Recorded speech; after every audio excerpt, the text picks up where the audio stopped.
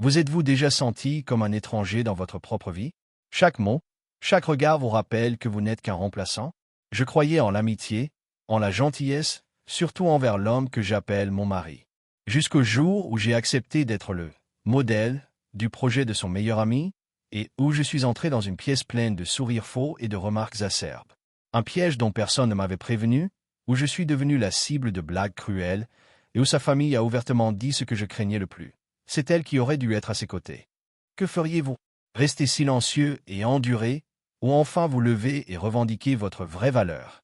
Et surtout, qui vous soutiendra vraiment lorsque tout ce en quoi vous croyez s'effondrera? Avant de plonger, dites-nous dans les commentaires depuis quelle ville vous regardez la vidéo. Bonne vidéo! Laissez-moi vous ramener en arrière, car chaque histoire a un début, et parfois, les gens qui prétendent vouloir vous laisser entrer ne font en réalité qu'aiguiser leur couteau derrière des lèvres souriantes. Quand mon mari m'a présenté à son cercle d'amis, j'étais nerveuse mais pleine d'espoir.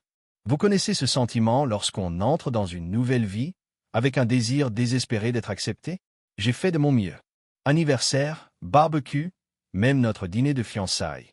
J'ai planifié, cuisiné, ouvert mon cœur. La plupart m'ont accueilli avec une chaleur sincère. Mais il y a eu Claire. Claire, ma meilleure amie d'enfance, celle qui semblait graviter autour de mon mari comme une planète silencieuse. Elle n'était jamais grossière en apparence, mais son indifférence était plus blessante que n'importe quelle insulte. Elle errait dans les conversations, les yeux rivés partout sauf sur moi, n'envoyant des messages qu'à mon mari, généralement tard le soir, toujours après une peine de cœur. Parfois, j'entrais tandis qu'ils discutaient à voix basse dans la cuisine, leur rire résonnant dans le couloir. Ça me faisait mal. Pourtant, chaque fois que j'abordais le sujet, mon mari était doux mais ferme. Tu réfléchis trop. Claire est juste maladroite avec les gens. Peut-être avait-il raison.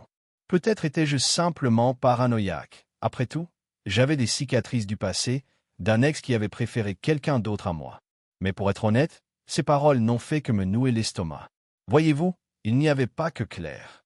Il y avait aussi sa famille soudée, sa mère, élégante mais froide, avec le regard perçant de quelqu'un habitué à obtenir ce qu'elle veut.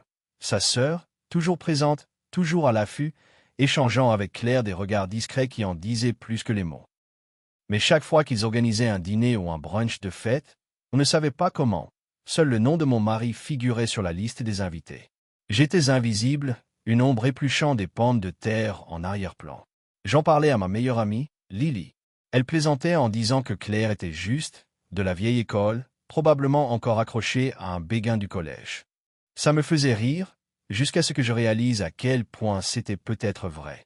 Il y avait toujours de la tension, un crépitement dans l'air, sauf que personne d'autre que moi ne semblait le remarquer. Pourtant, j'ai persévéré. On se dit qu'être une femme cool est la clé du succès, que la patience et la gentillesse finissent par user même la pierre la plus froide. Mais à chaque message sans réponse et à chaque invitation manquée, je sentais cette pierre s'alourdir dans ma poitrine. Était-ce seulement dans ma tête? Où étais-je, une fois de plus, destiné à jouer les outsiders? Le soir suivant nos fiançailles, je restais seul dans la cuisine à laver des verres à 20 tandis que les rires jaillissaient du salon. Même là, je lui trouvais des excuses. Peut-être souffrait-elle simplement. Peut-être ne savait-elle pas lâcher prise. Pendant ce temps, sa mère discutait avec mon mari dans l'autre pièce, lançant des allusions nostalgiques au bon vieux temps. L'époque où Claire et lui étaient inséparables, comme si je m'étais simplement enlisé dans une histoire qui n'avait jamais été la mienne. Ce désir d'appartenance, de construire un pont, s'est transformé en doute, puis en suspicion. Dans le silence, je me suis demandé, étais-je en train de tisser des liens, ou étais-je simplement tombé sur une toile tissée par quelqu'un d'autre? Lorsque Claire m'a enfin contacté pour m'inviter dans son monde, ce fut presque magique. Peut-être, enfin, était-ce mon rameau d'olivier. Peut-être que ma patience avait payé. Mais dans le monde des illusions, tout n'est pas ce qu'il paraît. Derrière chaque sourire se cache peut-être quelque chose. Et en acceptant l'invitation inattendue de Claire, j'étais loin de me douter que j'allais tomber dans un piège soigneusement tendu, non seulement pour moi, mais pour tout ce que je croyais comprendre de l'amour, de la loyauté et du véritable prix de l'appartenance. Mais ce n'est que le début, car dès que j'ai franchi la porte de Claire, tout a basculé. Dans le prochain chapitre, vous découvrirez combien la gentillesse peut facilement devenir une arme, et à quel point les blessures de la trahison peuvent être profondes. Je me souviens du moment précis où je suis entré dans la maison familiale de Claire, un endroit que je n'avais aperçu que de loin, rayonnant de cette chaleur toujours réservée aux hôtes. Il y a quelque chose de déstabilisant à entrer dans une pièce où l'on est censé être l'invité d'honneur et à se sentir instantanément comme un intrus indésirable. Le grand hall résonna de rires trop vifs. Claire m'accueillit avec un sourire qui ne lui parvint jamais aux yeux. Mon mari suivait, les bras croisés, percevant la gêne mais ne sachant comment la démêler. Et puis il y avait les figurants, la mère de Claire avec son regard perçant, sa sœur aînée Anna avec un sourire narquois qui semblait se recroqueviller à ma seule idée. Même le jeune cousin de Claire, Dylan, était perché dans l'escalier, téléphone à la main, enregistrant des extraits pour les réseaux sociaux, nourrissant la soif de spectacle de la famille. « Entrez, on vous attendait, dit la mère de Claire d'une voix douce. Notre gendre est enfin arrivé. Oh, mais attendez, vous n'êtes pas. Enfin, vous n'êtes pas encore assez près. » Anna étouffa un rire et jeta un coup d'œil à Claire, qui se contenta de sourire et de me prendre en photo avant que je puisse réagir. Je me suis dit de respirer, de jouer le jeu, que tout finirait par s'arranger. Mais non. Toutes les 2 ou 3 minutes, un autre commentaire arrivait, des piques subtiles, chacune délivrée avec cette innocence experte que seules les familles comme celle de Claire maîtrisent. On a toujours pensé que Claire serait la mariée. Mais la vie a ses petits détours, non? Quel dommage, a dit Anna en ajustant un accessoire pour la séance photo. L'atmosphère s'est épaissie de plaisanteries et de regards chargés de sens. Mon mari n'arrêtait pas de se balancer, de s'éclaircir la gorge, de m'adresser de petits sourires en coin, comme pour dire « Désolé ». Finissons scène. Pause après pause, flash après flash, Claire gardait son objectif braqué sur moi, sans jamais me guider ni me réconforter. Son seul commentaire se résumait parfois « C'est bien, et c'est juste d'avoir l'air plus heureux ». Comment sourire quand on se sent rapetissé, petit à petit? Tout cela semblait répété, comme une tradition familiale perverse destinée à me rappeler que j'étais une étrangère, malgré tous mes efforts pour y appartenir.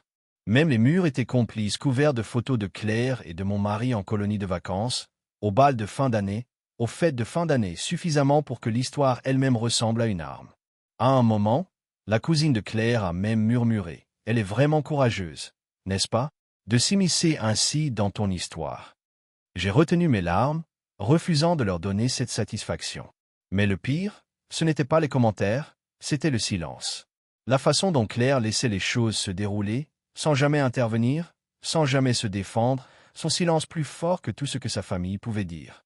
Et mon mari, bien qu'il ait clairement senti mon malaise, n'est jamais intervenu non plus. Je voyais la culpabilité se refléter sur son visage chaque fois qu'il me regardait, mais ses lèvres ne formaient jamais les mots dont j'avais besoin. Cette heure s'est prolongée comme une éternité. À la fin, je me sentais à vif, dénué de toute dignité, les nerfs à vif. Lorsque Claire a déclaré « C'est terminé. Merci d'avoir été si gentille », la salle entière a vibré de soulagement, comme si le spectacle pouvait enfin être terminé.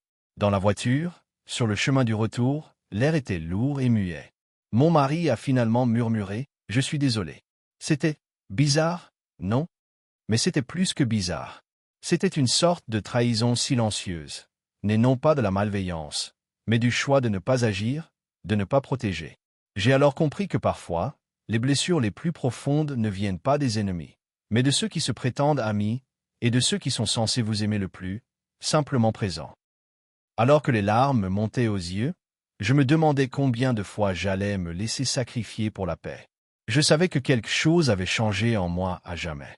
Mais je ne savais pas encore que la véritable tempête allait encore arriver. Car parfois, au moment où vous essayez de guérir, le monde trouve une nouvelle façon de vous briser.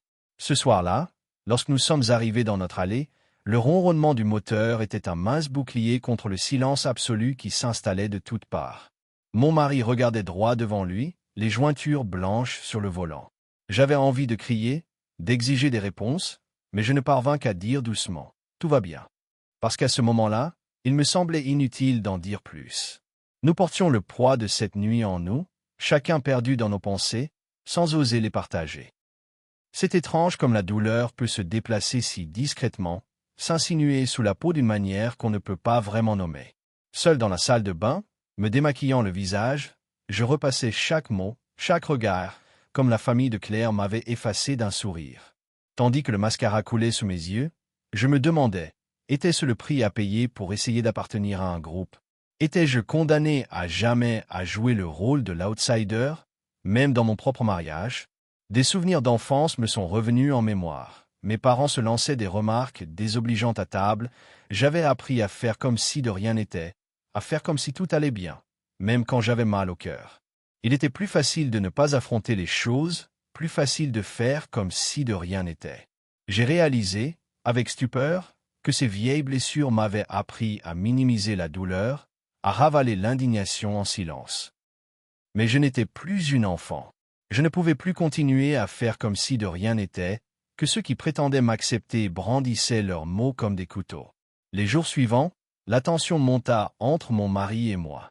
Il essaya de faire une blague, suggérant que nous sortions, essayant de combler le silence par des rires. Mais chaque fois que son téléphone vibrait, chaque fois que son nom apparaissait à l'écran, je sursautais. Sous la surface, le ressentiment grandissait non seulement envers Claire et sa famille, mais aussi envers lui pour ne pas m'avoir défendu. Était-ce de l'amour si je devais me battre pour sa loyauté? Était-ce de la loyauté s'il ne m'avait jamais soutenu? Un soir, alors que je pliais du linge, mon téléphone s'est allumé. Un message de ma belle-sœur, Méline, accompagné d'un enregistrement vidéo. J'ai cliqué avec une curiosité hésitante. C'était une histoire, postée par une amie de Claire. Une vidéo de moi au milieu de la séance photo, gênée et souriante, et en arrière-plan, la voix d'Anna m'a percé. Claire aurait dû être celle qui l'épouse. Le rire était sec, inimitable. Mes mains tremblaient. J'ai senti le sol se dérober sous mes pieds. Ce n'était pas seulement un moment familial gênant, c'était une moquerie publique, destinée à humilier. La décision que j'avais repoussée était soudain devenue incontournable. Soit affronter la douleur, soit la laisser s'envenimer jusqu'à engloutir tout ce que j'aimais. Ce soir-là, j'ai attendu le retour de mon mari. La maison était plus froide qu'avant. Lorsqu'il a franchi la porte, je lui ai montré la vidéo. Il l'a passée 2 fois, la mâchoire serrée, les larmes aux yeux. Peut-être, pour la première fois, avait-il vraiment compris ce que je portais. Pour la première fois, j'ai laissé transparaître ma colère. J'en ai assez d'être la personne la plus sage, de laisser quelqu'un d'autre manquer de respect à notre mariage. Ai-je dit d'une voix tremblante mais ferme. Si tu ne peux pas me défendre, alors je dois repenser à ce que nous avons. La force de cet instant n'a pas effacé la douleur, mais elle a transformé quelque chose en moi. Toutes ces années passées à essayer de me suffire aux autres, peut-être était-il temps de me suffire à moi-même. La souffrance, le doute, les vieilles blessures, tout était toujours là. Mais j'ai trouvé une force nouvelle en disant enfin ce qui devait être dit. Mais aussi brutale que fut cette confrontation, je savais que le jugement final n'avait pas encore eu lieu. Que se passerait-il lorsque la vérité serait révélée au grand jour, lorsque des choix seraient faits, lorsque la loyauté et l'amour seraient mis en jeu? L'illusion de paix se brise définitivement. Vous verrez ce qui se passe lorsque des limites sont tracées et que nous sommes tous contraints de choisir, entre celui que nous avons toujours été et celui que nous avons enfin le courage de devenir. Cette nuit-là, l'air de notre chambre était lourd, presque suffocant. Le rire cruel de la vidéo résonnait dans mon esprit comme gravé sur le papier peint. Mon mari était assis, les épaules voûtées, la culpabilité irradiant de lui. L'espace d'un instant, j'ai failli m'adoucir presque. Mais j'avais passé trop de temps à douter de moi-même, à laisser les autres dicter mon bonheur. Je l'ai enfin dit, d'un ton sec mais honnête. Si tu ne peux pas me défendre face à ceux qui nous manquent de respect, qu'est-ce que cela signifie pour notre mariage? La question a brisé le silence. Il ne s'agissait plus seulement de Claire. Il s'agissait de chaque fois que j'avais baissé ma propre lumière pour préserver la paix, de chaque instant où j'avais ravalé ma douleur pour que quelqu'un d'autre ne se sente pas mal à l'aise. Il m'a regardé, vraiment regardé, les yeux brillants, et pour la première fois, j'ai vu de la peur de perdre ce que nous avions construit, la peur de ne pas être à la hauteur. « Tu as raison », a-t-il murmuré, la voix brisée. « Je t'ai trahi. Que attends-tu de moi maintenant ?» Sa vulnérabilité me piquait, mais elle était réelle, et soudain, j'ai compris. C'était un carrefour, pas une impasse. Je lui ai dit, c'est simple, tu ne peux plus tout avoir. Si tu ne veux pas fixer de limites, je le ferai. J'ai alors vu le combat en lui, le garçon qui avait toujours évité le conflit rencontrant enfin la version de lui-même qui avait besoin de se défendre. Il décrocha le téléphone. Les mains tremblantes, il composa le numéro de Claire. Elle répondit, bien trop pétillante pour quelqu'un qui avait orchestré mon humiliation. « Dis donc, qu'est-ce que… » Mon mari l'interrompit. « Ça suffit, Claire. C'est fini. La façon dont tu as traité ma femme, la façon dont ta famille l'a traitée, c'était dégoûtant. J'aurais dû arrêter, mais je ne l'ai pas fait. Et c'est de ma faute. Mais ne t'attends plus à ce que je fasse comme si de rien n'était. » J'ai répondu à l'appel, laissant enfin parler ma colère et ma dignité. Tu ne peux pas continuer à repousser les femmes de ta vie juste parce que tu veux être au centre de la sienne. Claire se tut, puis rit, un rire froid et dédaigneux qui me fit froid dans le dos. Waouh, tu vas vraiment mettre fin à notre amitié. À cause d'elle? C'est alors que mon mari a retrouvé sa voix. Si choisir entre ma femme et toi était difficile pour moi, alors je ne la mériterais pas. On n'est plus des enfants. Grandis. Il a raccroché, le souffle court, le soulagement mêlé de chagrin. Bloquer Claire et sa famille n'était pas un coup de tonnerre spectaculaire, mais un acte discret et délibéré. Méline, ma belle-sœur, m'a envoyé un simple texto. Fier de vous. Toutes les deux. Même Lily, ma meilleure amie, m'a appelé ce soir-là. Il était temps que quelqu'un lui tienne tête, a-t-elle dit. Mais surtout, je me sentais plus légère. Pour la première fois, ma douleur était visible, tout comme ma force. M'affirmer n'a pas effacé mes blessures, mais a redessiné les limites de mon monde. J'ai compris que le véritable amour ne se résume pas à la simple persévérance, il s'agit d'exiger le respect que l'on mérite, même au risque de perdre ceux qui refusent de le lui accorder.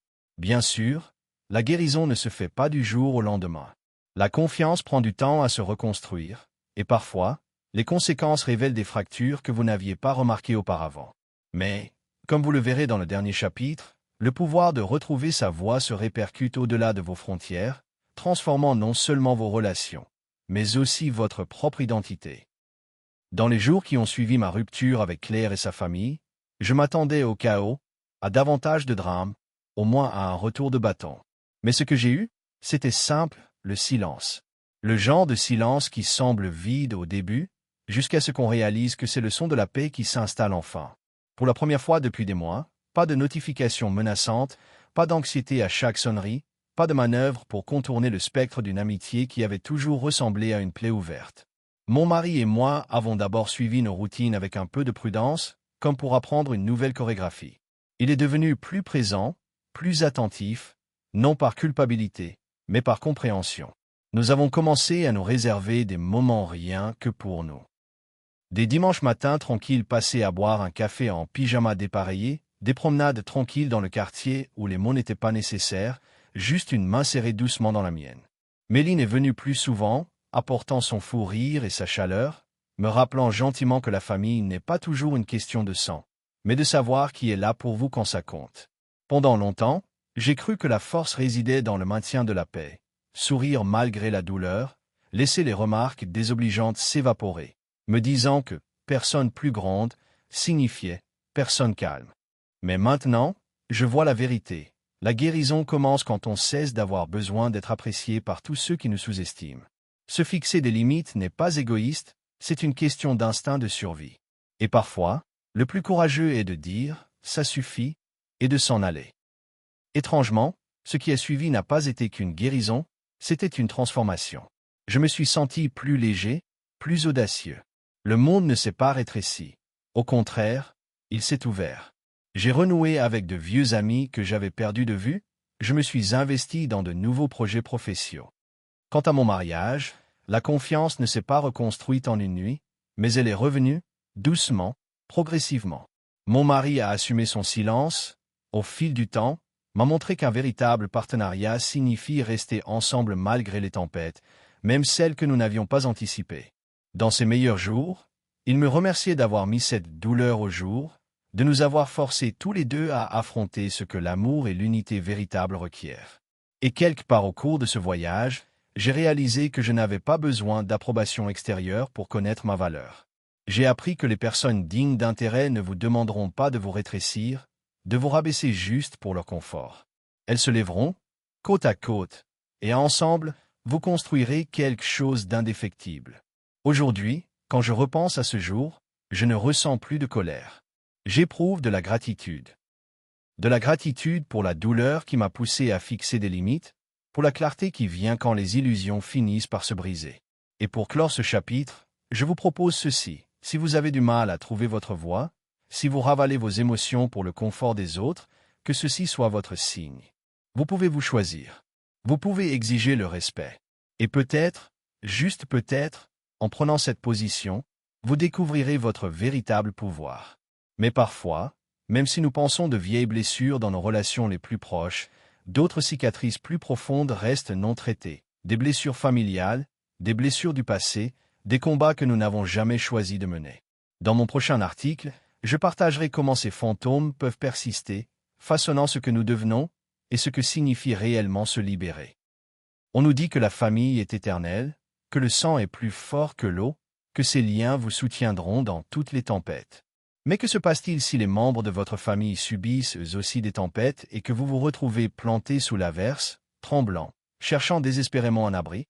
Ma relation avec mon frère était autrefois celle d'une enfance parfaite, rythmée par des jeux de société nocturnes, des poignées de main secrètes, des rêves murmurés de notre avenir. Il était plus âgé, mon protecteur, mon héros. Mais au fil des ans, des fissures sont apparues. Ces conversations sont devenues aigres, le ressentiment a fleuri là où jadis le rire régnait. Chaque étape franchie semblait le blesser, une petite amie par-ci, une médaille par-là, un autre ami à mes côtés, et son envie avait un goût de culpabilité sur ma langue. Il avait commencé à m'appeler tard, cherchant désespérément des assurances que j'étais trop fatigué pour lui donner.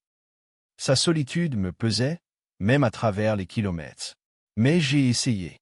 J'ai répondu. Je me souciais de moi. Jusqu'à ce que ses visites changent la donne. Il a regardé ma petite amie, l'a mise mal à l'aise, a tenté de s'immiscer dans la vie que j'avais construite loin de notre passé commun. Mes limites, autrefois assouplies par amour, sont devenues fragiles. La confrontation n'avait rien d'une comédie. Pas de cris, pas de conséquences dramatiques, juste une lente dégradation de la confiance, du confort, de ce que signifie appeler quelqu'un de la famille. Je l'ai supplié de se faire aider, de comprendre que les femmes n'étaient pas responsables de sa souffrance, qu'être un frère ne lui donnait pas le droit de blesser par amour-propre blessé. Il a consulté un thérapeute, a abandonné, et est revenu plus amer qu'avant. Le fossé s'est creusé, et pour mon bien-être et celui de la femme que j'aimais, j'ai érigé des murs dont je n'aurais jamais cru avoir besoin.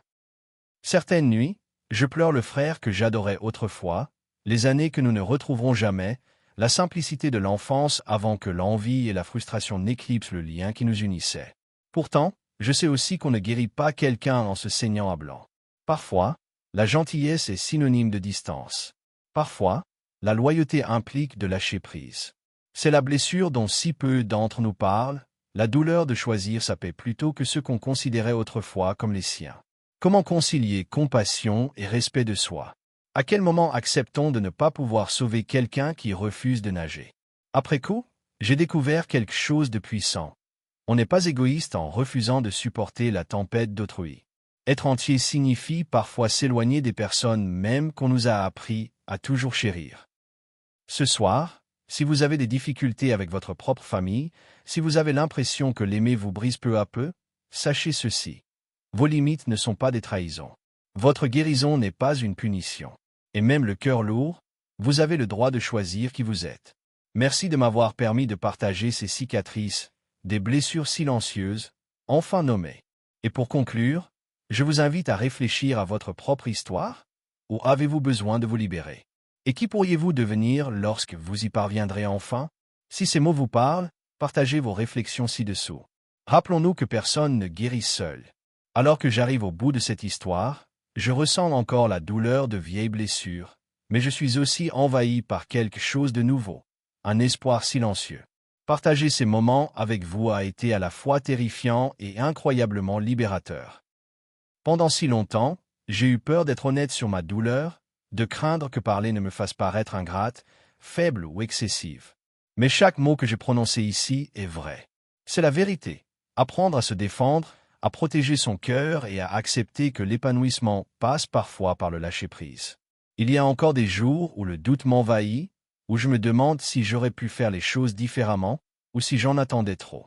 Mais ensuite, je me souviens, nous sommes tous en train de progresser, et la guérison ne se fait pas de la même manière pour tout le monde. L'important, c'est que, petit à petit, je devienne quelqu'un qui respecte ses limites, qui apprécie les personnes qui se présentent et qui, enfin, prend conscience de sa propre valeur. Si vous vous êtes identifié à mon histoire, si vous vous êtes reconnu, même infime, sachez que vous n'êtes pas seul. Merci sincèrement d'avoir passé du temps avec moi aujourd'hui. De m'avoir écouté, de m'avoir touché, d'avoir donné à mon histoire un lieu où s'exprimer. Si vous avez trouvé cette vidéo intéressante, n'hésitez pas à l'aimer, à la partager ou à vous abonner. Elle est plus utile que vous ne le pensez et permet à cette petite communauté de continuer à grandir. N'hésitez pas à partager vos impressions, vos commentaires ou même vos propres histoires dans les commentaires ci-dessous. Votre avis compte. Prends soin de toi, et j'espère te revoir dans la prochaine vidéo.